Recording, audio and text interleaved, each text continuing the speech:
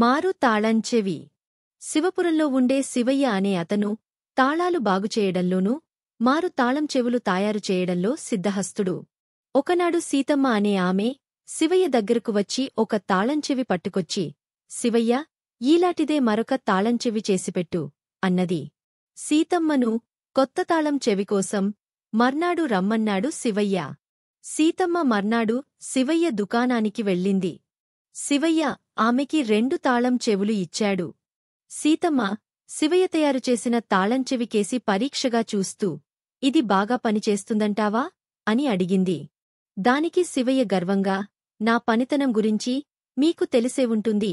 నేను తయారుచేసిన తాళం పనిచేయకపోవడమంటూ ఇంతవరకు జరగలేదు అన్నాడు. ఆది విని సీతమ్మ, అంధకేగదయ్యా నీ దగ్గరకొచ్చింది. వెధవది, ఈ తాళంచెవి పని చేయడంలేదు. అందువల్లే ఇంకో తాళంచెవి చేయించాల్సి వచ్చింది అన్నది, తాను శివయ్యకిచ్చిన తాళంచెవి చూపిస్తూ.